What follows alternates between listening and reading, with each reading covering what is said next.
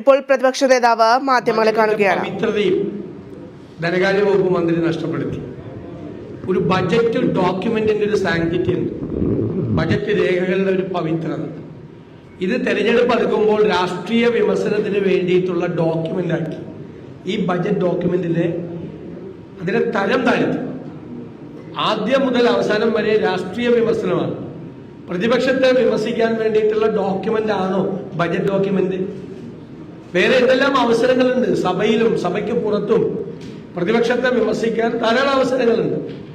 പക്ഷേ ഈ budget document രാഷ്ട്രീയ വിമർശനങ്ങൾ നടത്തിയും രാഷ്ട്രീയ പ്രഖ്യാപനങ്ങൾ നടത്തിയും അതിന്റെ മുഴുവൻ പവിത്രതയും അത് ഇല്ലാതാക്കി എന്നതാണ് ഏറ്റവും വലിയ യാഥാർത്ഥ്യം. ഞാൻ പറഞ്ഞത്, ഗവൺമെന്റ് വലിയ പ്രഖ്യാപനങ്ങൾ ഈ പ്ലാൻ എക്സ്പെൻഡിച്ചറിന്റെ അലോക്കേഷനാണ് കൊടുത്തത്.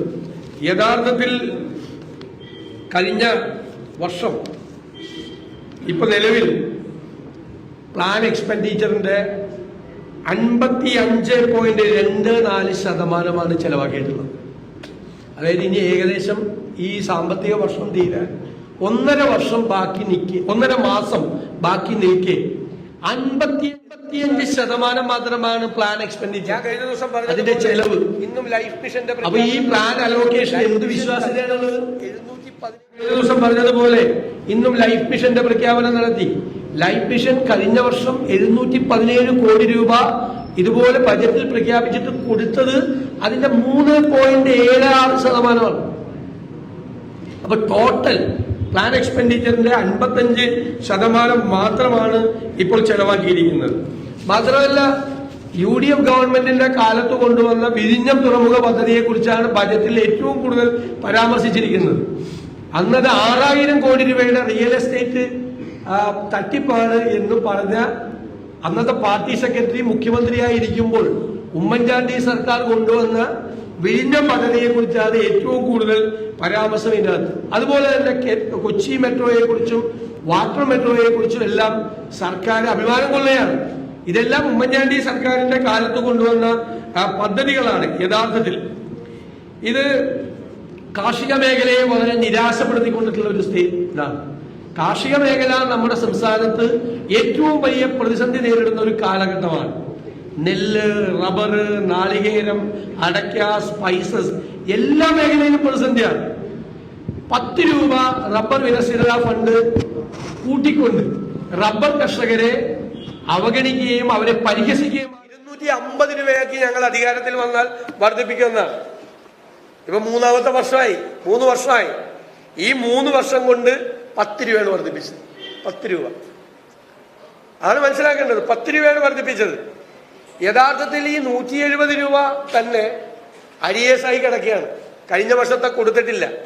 കഴിഞ്ഞ വർഷം 8.5 ലക്ഷം പേര് ഈ റബ്ബർ വിലസ്ഥിരത ഫണ്ടിന് വേണ്ടി അപേക്ഷ കൊടുത്തപ്പോൾ ഈ വർഷം 32,000 പേർക്ക് മാത്രമാണ് കൊടുക്കാൻ കഴിഞ്ഞത്. കാരണം വെബ്സൈറ്റ് ഓഫ് ചെയ്തിരിക്കുകയായിരുന്നു. അപ്പൊ 10 രൂപ വർദ്ധിപ്പിച്ച് അവരെ പരിഹസിക്കുകയാണ്, റബ്ബർ കർഷകരെ പരിഹസിക്കുകയാണ് ഉണ്ടായത്. പിന്നെ മാത്രമല്ല, നിരവധിയായിട്ടുള്ള പദ്ധതികൾ, സോഷ്യൽ മിഷൻ സ്കീമുകൾ. എന്താണ് യഥാർത്ഥത്തിൽ പറഞ്ഞിരിക്കുന്നത്? സോഷ്യൽ മിഷൻ സ്കീമുകളിൽ കഴിഞ്ഞ പ്രാവശ്യം അനുവദിച്ചത് 119 കോടിയാണ്. നടപ്പാക്കിയത് എത്രയാണ്? ഇന്നും പറഞ്ഞു ആശ്വാസകിരണം, സ്നേഹസ്പർശം, സ്നേഹസാന്ത്വനം തുടങ്ങിയ ആരോഗ്യ മേഖലകളിലെ സോഷ്യൽ വെൽഫെയർ സ്കീംസിന്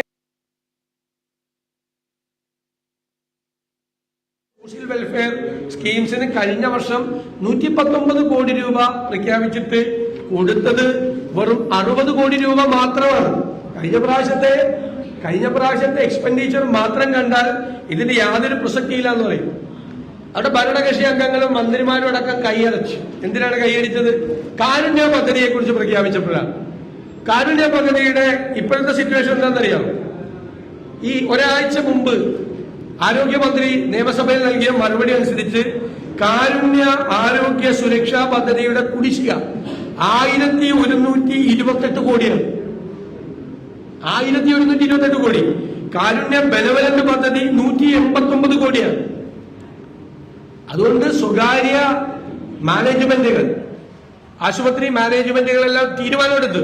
എന്താണ് കാസ്റ്റിന്റെ കാർഡ്, കാരുണ്യയുടെ കാർഡ് സ്വീകരിക്കേണ്ട എന്നുള്ള ഒരു തീരുമാനമാണ് അവരെടുത്തത്. ആ തീരുമാനം നിലനിൽക്കുമ്പോഴാണ് ഇവർ കാരുണ്യ പദ്ധതി പ്രഖ്യാപിച്ചിട്ട് കയ്യടി വാങ്ങിക്കുന്നത്. ഇനി ഓരോ മേഖലയിലും കഴിഞ്ഞ പ്രാവശ്യം എക്സ്പെൻഡിച്ചർ, അതാണ് ഞാൻ പറഞ്ഞത്. നമ്മൾ പറഞ്ഞ വാചകം ഞാൻ ഒന്നുകൂടി അടിവരയിടുകയാണ്. ഈ ബജറ്റിന് ഒരു വിശ്വാസ്യതയില്ല.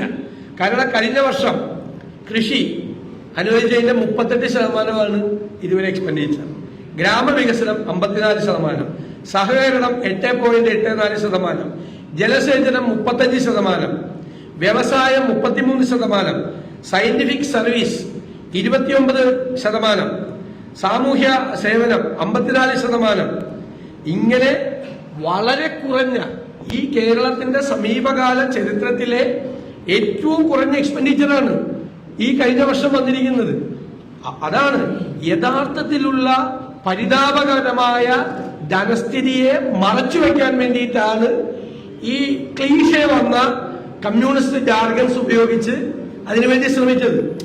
ഈ ക്ലീഷേ വന്ന കമ്മ്യൂണിസ്റ്റ് പദപ്രയോഗങ്ങളുണ്ടല്ലോ, ആദ്യഘട്ടം മുഴുവൻ ഈ യഥാർത്ഥത്തിലുള്ള ധനസ്ഥിതിയെ മുഴുവൻ മറച്ചു വെച്ചുകൊണ്ട്, ധനസ്ഥിതിക്ക് കുഴപ്പമില്ല എന്ന് പറഞ്ഞുകൊണ്ട് ഈ വാചകങ്ങൾ കൊണ്ട് അതിനെ മറപിടിക്കുകയാണ് യഥാർത്ഥത്തിൽ ധനകാര്യമന്ത്രി ചെയ്തത്.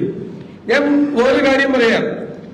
ഇതിനു മുമ്പ് വയനാട് പാക്കേജിന് 7,600 കോടി രൂപ അനുവദിച്ചിരുന്നു. ഇടുക്കി പാക്കേജിന് 12,150 കോടി രൂപ അനുവദിച്ചിരുന്നു. തീരദേശ പാക്കേജിന് 12,000 കോടി അനുവദിച്ചിരുന്നു. എവിടെ? ഒരു ചെലവുണ്ട്. പലതും 1% പോലും ചെലവാക്കാത്താണ് ഈ പ്രഖ്യാപിച്ചിട്ട്, 1% പോലും. എന്നിട്ട് വീണ്ടും വയനാട് പാക്കേജ്, അല്ലെ, കാസർഗോഡ് പാക്കേജ് വീണ്ടും പ്രഖ്യാപിക്കുകയാണ്. ഇതിലെ ഇടുക്കി പാക്കേജ്, ഇതിലൊന്നും 1 രൂപ പോലും ചെലവാക്കാത്ത പാക്കേജുകളാണ് പലതും.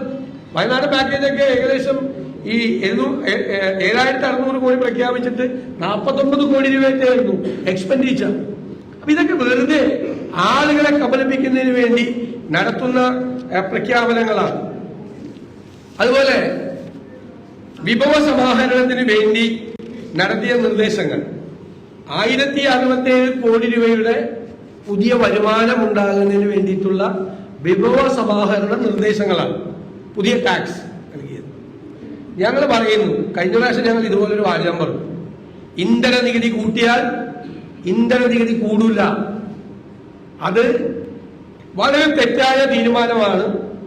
ഇന്ധന സെസ്, അല്ലെ, ഇന്ധന സെസ് 2% വർദ്ധിപ്പിച്ചപ്പോൾ ഇതേ ടേബിളിൽ നിന്ന് ഞങ്ങൾ എല്ലാവരും കൂടി പറഞ്ഞു, അതോടുകൂടി കേരളത്തിലെ ഇന്ധന ഉപഭോഗം കുറയും, ഡീസലിന്റെ പെട്രോളിന്റെ കൺസംഷൻ കുറഞ്ഞ് ഈ ടാക്സ് കൂട്ടിയതിന്റെ പ്രയോജനം കിട്ടാതെ പോകും എന്നൊരു വാചകം പറഞ്ഞു.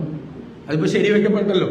കേരളത്തിന്റെ കഴിഞ്ഞ ഒരു വർഷത്തെ ഡീസലിന്റെയും പെട്രോളിന്റെയും ഉപഭോഗം ഗണ്യമായി കുറഞ്ഞു.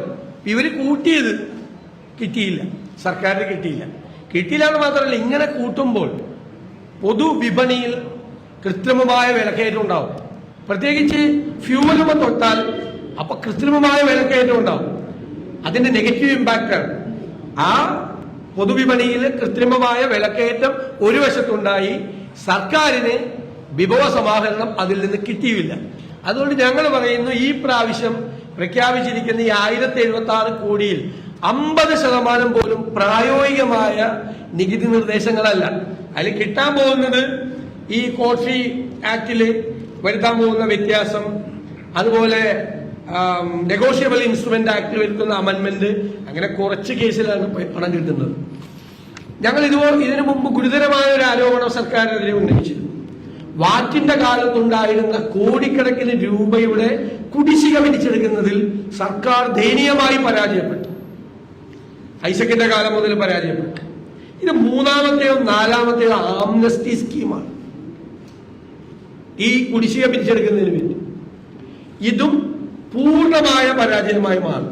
ഇതിനു മുൻപ് ഇടതുമുന്നണി സർക്കാർ കൊണ്ടുവന്ന എല്ലാ ആംനസ്റ്റി സ്കീമും പരാജയപ്പെട്ടു. ലക്ഷ്യത്തിന്റെ 4 നേടാൻ കഴിഞ്ഞില്ല. കുടിശ്ശിക, ആ കുടിശ്ശിക വാറ്റിന്റെ കാലത്തുണ്ടായ കുടിശ്ശിക പിരിച്ചെടുക്കുന്നതിലുണ്ടായ പാളിച്ച. ഞങ്ങൾ ഈ ഓരോ ആംനസ്റ്റി സ്കീമും പ്രഖ്യാപിച്ചപ്പോൾ ഞങ്ങൾ പറഞ്ഞത് പ്രാക്ടിക്കൽ അല്ല, പ്രായോഗികമായ ആംനസ്റ്റി സ്കീം ആണെങ്കിൽ ആളുകൾ കൊണ്ടുവരും.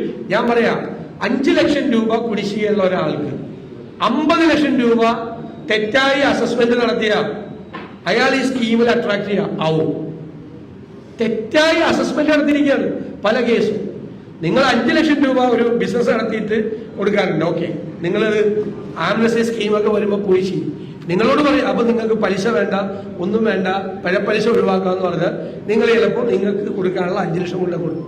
പക്ഷെ നിങ്ങളെ തെറ്റായി അസസ് ചെയ്ത് നിങ്ങൾ 5 ലക്ഷം രൂപ കൊടുക്കാനുള്ള സ്ഥലത്ത് നിങ്ങൾ 50 ലക്ഷം കൊടുക്കാനുണ്ടെന്ന് പറഞ്ഞാൽ പലിശ വേണ്ട എന്ന് പറഞ്ഞാൽ 5 ലക്ഷം കൊടുക്കാനുള്ള നിങ്ങൾ കൊണ്ട് 50 ലക്ഷം കൊടുക്കുക. സിമ്പിളാണ്, ലളിതമാണ്. ഇതൊക്കെ പല പ്രാവശ്യം പ്രതിപക്ഷത്തെ വിമർശിക്കുന്നുണ്ടല്ലോ. വളരെ ക്രിയേറ്റീവായി, കൺസ്ട്രക്റ്റീവായി ഞങ്ങൾ ഈ നിർദ്ദേശങ്ങളെല്ലാം പല പ്രാവശ്യം നൽകി. ഞങ്ങൾ വൈറ്റ് പേപ്പർ ഇറക്കി 2020, 2022 വൈറ്റ് പേപ്പർ ഇറക്കി.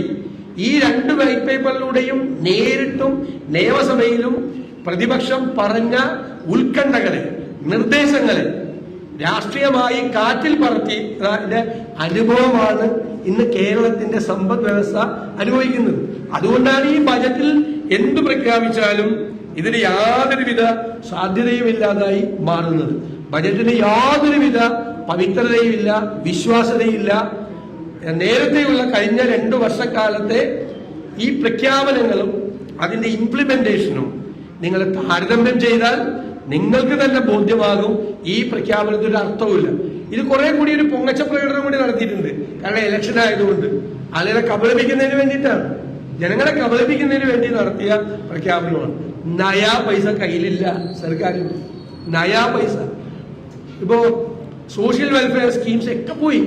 കുഞ്ഞുങ്ങളുടെ ഉച്ച ഭക്ഷണത്തിന്റെ കാര്യം പറഞ്ഞപ്പോ കയ്യടിയേറ്റു. 8 കൊല്ലം മുമ്പാണ് കുഞ്ഞുങ്ങളുടെ ഉച്ചഭക്ഷണത്തിന്റെ റേറ്റ് റിവൈസ് ചെയ്ത്. ഉമ്മൻചാണ്ടി ഉള്ളപ്പോ 8 കൊല്ലത്തിനിടയിൽ എത്ര വിലക്കയറ്റം, എത്ര പെർസെന്റേജ് ഉണ്ടായി? 200% വിലക്കയറ്റം. HM-മാരുടെ പോക്കറ്റിൽ നിന്ന് പൈസ എടുത്ത് കൊടുക്കുകയാണ്. ആ പണം തന്നെ കൊടുത്തിട്ട് 5 മാസമായി. എന്നിട്ട് ഉച്ചഭക്ഷണത്തെ കുറിച്ച് പറഞ്ഞ് കൈയടിക്കുകയാണ്. എന്തൊരു കാപണ്യമാണ് നിങ്ങൾ ആലോചിക്കണം. സാമൂഹ്യ സുരക്ഷാ പെൻഷൻ റെഡിയാക്കുമെന്ന് പറഞ്ഞ ഇനി 5 മാസം, ഇപ്പൊ 6ാമത്തെ മാസത്തേക്ക് അടക്കുകയാണ്. 6 മാസത്തെ കുടിശ്ശികയാണ്. ഏത് കാലത്ത്, ആരുടെ കാലത്താണ് ഇത്രയും വലിയ കുടിശ്ശിക? മരുന്ന് മേടിക്കാൻ, ഭക്ഷണം കഴിക്കാൻ പോലും പണമില്ലാതെ അലയുകയാണ്. ഇതിപ്പോ ഇതൊക്കെ നിങ്ങൾ റിപ്പോർട്ട് ചെയ്ത് ഇപ്പൊ പത്രപ്രവർത്തകരുടെ പെൻഷനും കിട്ടിയിട്ടില്ല എന്ന് പറഞ്ഞു ജനുവരിയില്. അതിലേക്ക് പോവാണ്. ഇതാണ് യഥാർത്ഥ സ്ഥിതി സർക്കാരിന്റെ. പ്രതിപക്ഷ നേതാവ് വിശദമായി പറഞ്ഞു, കൂടുതൽ പറയുന്നില്ല.